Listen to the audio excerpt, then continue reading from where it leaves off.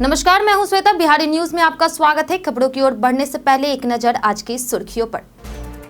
राजगीर में Asian men's hockey champions trophy का होगा मुकाबला। 1 जून से दूसरी बार महिला कबड्डी वर्ल्ड कप का भी होगा आयोजन। बिहार सरकार लगातार खेल आयोजनों के जरिए दे रही खेलों को बढ़ावा। प्रधान सचिव की वीडियो कॉन्फ्रेंसिंग के माध्यम से समीक्षा बैठक। राशन कार्ड आवेदनों का शीघ्र निष्पादन करने का दिया निर्देश। सभी योग्य परिवारों को समय पर राशन कार्ड देने का आदेश। बिहार में 10,600 नर्सों की नियुक्ति होगी जल्द। सीएम नीतीश नियुक्ति पत्र का करेंगे वितरण। सुप्रीम कोर्ट ने 100 याचिकाकर्ताओं के लिए सीटें छोड़ते हुए बाकी अभ्यर्थियों की नियुक्ति का दिया निर्देश। धोनी की वैभव सूर्यवंशी को बड़ी सलाह। कहा, जब उम्मीदें बढ़े तो युवा खिलाड़ियों को दबाव नहीं लेना चाहिए। युवाओं से वरिष्ठ खिलाड़ियों से सीखने और खेल को समझने की कही बात। बाढ़ से सुरक्षा के लिए बिहार सरकार की चौतरफा तैयारी। 1310 करोड़ की कटाव रोधी परियोजनाएं पूरी। बाढ़ से सुरक्षा को लेकर हेल्पलाइन नंबर भी जारी। चलिए बढ़ते हैं शाम तक की बड़ी खबरों की ओर विस्तार से।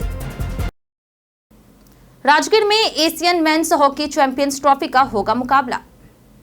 बिहार के राजगीर खेल परिसर में हॉकी के एस्ट्रो टर्फ ग्राउंड पर 2025 में Asian men's hockey champions trophy के मुकाबले आयोजित होंगे, जो राज्य के लिए एक नया इतिहास साबित होंगे। इससे पहले 1 जून से 13 जून तक राजगीर में दूसरी बार महिला कबड्डी वर्ल्ड कप का आयोजन होगा।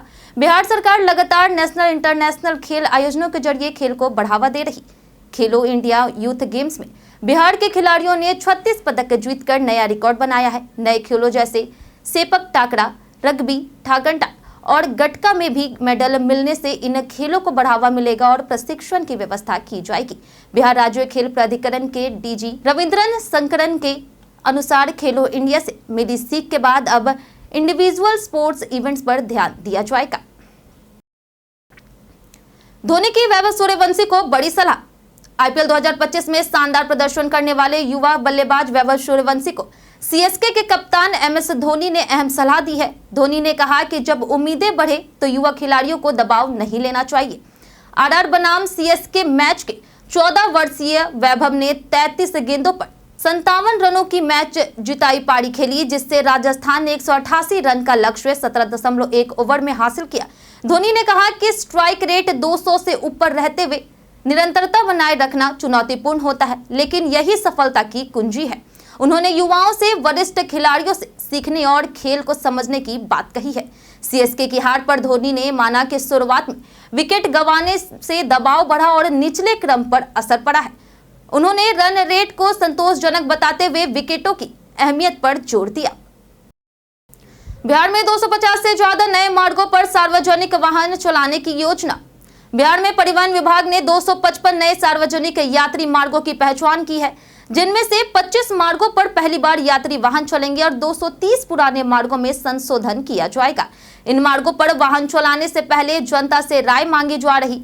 प्रमुख नए मार्गों में पटना से फतुहा, बिहार शरीफ, कटिहार से किशनगंज, गया, मुजफ्फरपुर, मोतिहारी और बेतिया सहित कई रूट शामिल है। सीएम प्रखंड परिवहन योजना के तहत प्रत्येक प्रखंड में 7 लाभुकों को बस चलाने का अवसर मिलेगा, जिससे अनुसूचित जाति, पिछड़ा वर्ग, अल्पसंख्यक और सामान्य वर्ग के लोग शामिल हैं। योजना के तहत प्रति बस 5 लाख रुपए का अनुदान दिया जाएगा। यह योजना 2025-26 तक जारी रहेगी। परिवहन विभाग ने सुझाव और आपत्तियां स्वीकार करने के लिए पटना के विश्वेश्वरैया भवन में आवेदन आमंत्रित किए गए हैं। प्रधान सचिव ने दिया राशन कार्ड आवेदनों का शीघ्र निष्पादन करने का निर्देश।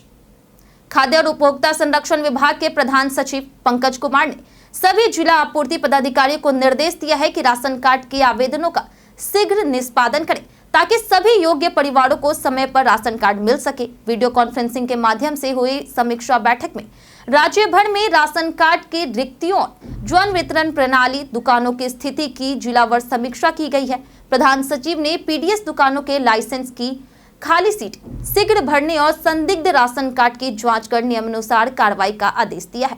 साथ ही डॉक्टर अंबेडकर समग्र सेवा अभियान और महिला संवाद के तहत प्राप्त आवेदनों को भी जल्द निपटाने को कहा गया। बैठक में विशेष सचिव उपेंद्र कुमार और विशेष कार्य पदाधिकारी सृष्टि प्रिया भी मौजूद रही। बिहार विश्वविद्यालय में वोकेशनल कोर्स की फीस बढ़ी।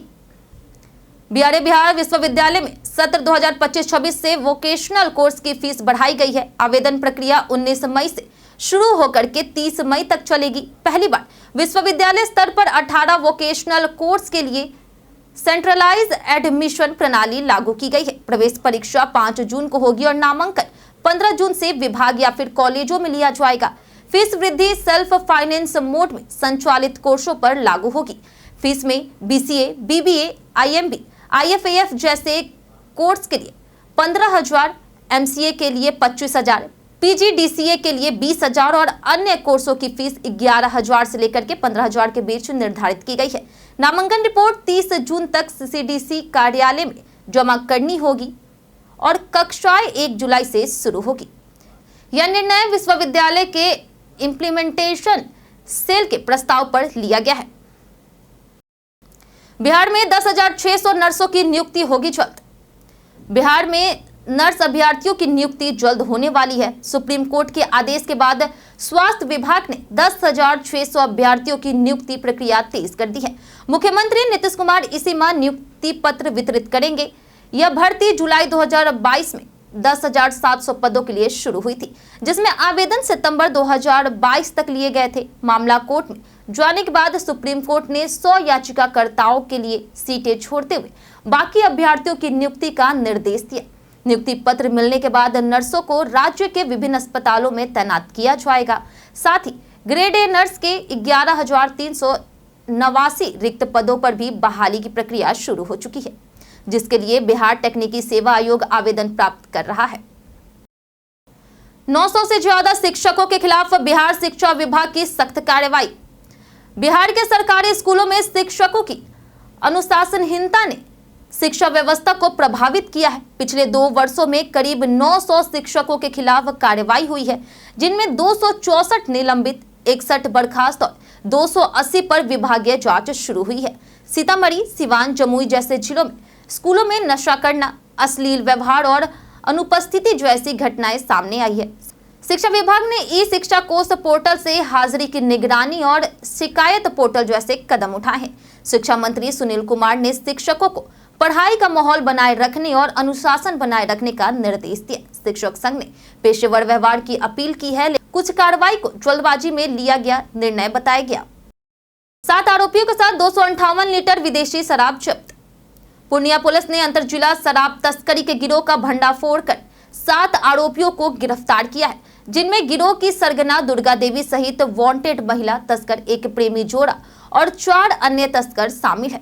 पुलिस ने पश्चिम बंगाल से लग्जरी बस में छिपाकर लाई गई 258.80 लीटर विदेशी शराब जब्त की है। गिरोह में बस स्टाफ भी शामिल था, जो तस्करी में मदद करते थे। प्रेमी जोड़े ने शराब तस्करी से अच्छी संपत्ति बनाई है। भट्टा बाजार TOP प्रभारी राहुल कुमार के नेतृत्व में विशेष टीम ने जय जगदम्बे बस को रोककर कार्रवाई की है। SP कार्तिकेय शर्मा के निर्देश पर पूछताछ जारी है, ताकि पूरे नेटवर्क का पर्दाफाश हो सके।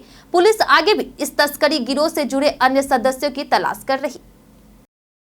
बाढ़ से सुरक्षा के लिए बिहार सरकार का चौतरफा तैयारी। बिहार सरकार ने बाढ़ से निपटने के लिए व्यापक तैयारियां पूरी कर ली है। जल संसाधन विभाग के प्रधान सचिव संतोष कुमार मल्ल ने मुख्यमंत्री नीतीश कुमार को इसकी जानकारी दी है। गंगा, कोसी, गंडक सहित 394 स्थलों पर 1310 करोड़ की कटाव रोधी परियोजनाएं पूरी कर ली गई है। 3,808 किमी लंबे तटबंधों की निगरानी के लिए श्रमिक लगाए गए हैं। नेपाल के सहयोग से बाढ़ चेतावनी प्रणाली सक्रिय रहेगी। 1 जून से बाढ़ नियंत्रण कोषांग और सहायता केंद्र 24 घंटे कार्यरत रहेंगे। हेल्पलाइन नंबर 1800-345-6145 सहित कई अन्य दूरभाष और मोबाइल नंबर जारी किए गए हैं। अनुभवी अभियंताओं के नेतृत्व में बाढ़ संघर्ष बल तैनात रहेगा। मौसम विभाग और नेपाल से मिले पूर्वानुमानों के आधार पर त्वरित कार्रवाई सुनिश्चित की जाएगी। राजकुमार राव, वामिका गब्बी पटना में करेंगे फिल्म का प्रमोशन। बॉलीवुड अभिनेता राजकुमार राव और अभिनेत्री वामिका गब्बी आज शाम पटना के सिटी सेंटर मॉल में फिल्म भूल चूक माफ के प्रमोशन के लिए पहुंचेंगे। यह फिल्म इंसानी रिश्तों और जीवन की जटिलताओं पर आधारित सामाजिक रोमांच कहानी है। राजकुमार राव और वामिका मीडिया कर्मियों से बातचीत करेंगे। और फिल्म के खास दृश्य साझा करेंगे। फिल्म के थिएटर रिलीज 9 मई को तय थी, लेकिन भारत पाक तनाव के कारण 16 मई को OTT प्लेटफॉर्म अमेजॉन प्राइम पर रिलीज की योजना बनी। इसके बाद PVR सिनेमा ने एडवांस बुकिंग नुकसान के चलते निर्माता पर केस किया, जिसके बाद से वापस ले लिया गया। अदालत के आदेश पर अब फिल्म 23 मई को सिनेमाघरों में रिलीज होगी। पटना से प्रमोशन की शुरुआत की जा रही, जहां प्रशंसक कलाकारों से मिल सकेंगे। डिप्टी सीएम ने फसलों के दिए नए नाम। बिहार के उप मुख्यमंत्री विजय कुमार सिन्हा ने कृषि विभाग की बैठक में अधिकारियों को सुझाव दिया कि किसानों से बातचीत में सरल हिंदी शब्दों का प्रयोग करें। उन्होंने रबी फसल को बासंती और खरीफ फसल को शारदीय कहने की सलाह दी, ताकि किसान मौसम के अनुसार फसल को आसानी से समझ सके। सिन्हा ने खेती को लाभदायक और टिकाऊ बनाने पर जोर देते हुए बीज, उर्वरक, सिंचाई और कृषि यंत्रों की व्यवस्था सुनिश्चित करने के निर्देश दिए। उन्होंने इसे केवल कृषि अभियान नहीं, बल्कि किसानों को उद्यमी बनाने की दिशा में एक कदम बताया है। पटना में आयोजित मखाना संगोष्ठी में उन्होंने मखाना को मां का खाना बताते हुए कहा कि सरकार के मखाना बोर्ड गठन का सकारात्मक असर दिख रहा है। लगभग 50,000 मखाना किसानों को सीधे लोन देने की तैयारी है। अररिया में रानीगंज BDO 1.50 लाख रिश्वत लेते गिरफ्तार। बिहार निगरानी विभाग ने भ्रष्टाचार के खिलाफ बड़ी कार्रवाई करते हुए अररिया जिले के रानीगंज BDO रीतम चौहान और उनके अकाउंटेंट आदित्य प्रियदर्शी को 1,50,000 रुपए रिश्वत लेते रंगे हाथ गिरफ्तार किया है। यह कार्रवाई प्रखंड उप प्रमुख कलानंद सिंह की शिकायत पर की गई है, जिन्होंने आरोप लगाया था कि सरकारी योजना की राशि स्वीकृति के बदले BDO ने घूस मांगी थी। पहले भी 25,000 रुपए दिए जा चुके थे, फिर भी 1,50,000 की मांग की गई। निगरानी DSP चंद्रभूषण कुमार के नेतृत्व में जाल बिछाकर दोनों को BDO आवास पर रंगे हाथों गिरफ्तार किया गया है। BDO पर FIR दर्ज कर पटना में पूछताछ की जा रही। BDO Ritam Chauhan BPSC 62वीं batch के अधिकारी हैं। इस कार्रवाई के बाद जिले में सरकारी भ्रष्टाचार को लेकर के व्यापक चर्चा शुरू हो गई है। मायावती ने बिहार की 243 सीटों पर चुनाव लड़ने का किया ऐलान। दिल्ली में 18 मई को बसपा सुप्रीमो मायावती के बिहार में सभी 243 सीटों पर अकेले चुनाव लड़ने के ऐलान से राजनीति गर्मा गई है। पार्टी खासतौर पर यूपी बॉर्डर से सटे पश्चिमी जिलों पर नजर गड़ाए हुए है, जहां दलित वोट बैंक मजबूत है। बसपा बिहार में पिछड़ा दलित और अल्पसंख्यक वोटरों को टारगेट कर रही है, खासकर जाटव, कुर्मी, कोरी, कुशवाहा जातियों और मुसलमानों पर। हालांकि बसपा को बिहार में अब तक बड़े पदों पर सफलता नहीं मिली है, लेकिन इस बार भारी प्रयास के साथ अपनी स्थिति मजबूत करने की कोशिश कर रही। बसपा के चुनाव में उतरने से NDA और अन्य गठबंधनों के समीकरण बिगड़ सकते हैं, क्योंकि दलित वोटरों का बड़ा हिस्सा बसपा की ओर जा सकता है, जिससे जदयू और अन्य सहयोगियों को नुकसान हो सकता है। बीजेपी की जातिगत मैपिंग से बदलेगा बिहार चुनाव। भारतीय जनता पार्टी ने बिहार की सभी 243 विधानसभा सीटों का जातिगत वर्गीकरण पूरा कर लिया है, जिसके आधार पर उम्मीदवारों का चयन होगा। प्राथमिकता संबंधित क्षेत्र की प्रभावशाली जाति से उम्मीदवार देने होंगे, लेकिन जीत की गारंटी सबसे अहम होगी। राजग में 3/4 टिकट पिछड़ा, अति पिछड़ा और दलित वर्गों को दिए जाने की योजना है। सहयोगी दलों के साथ बैठकों के बाद सहमति बनी है कि सीटों का बंटवारा सामाजिक समीकरणों के अनुसार होगा, जबकि प्रत्याशियों की घोषणा बाद में की जाएगी। सीटों की अदला बदली भी संभावित है। भाजपा सामूहिक नेतृत्व में चुनाव लड़ेगी और सभी सहयोगियों को मंच पर साथ लाकर एकजुटता का संदेश देगी। वहीं भाजपा अपने सहयोगी दलों की सीटों पर भी तैयारी कर रही। जातिवार बैठकों और प्रधानमंत्री की रैलियों के जरिए सामाजिक समीकरणों को साधने की रणनीति का काम जारी है।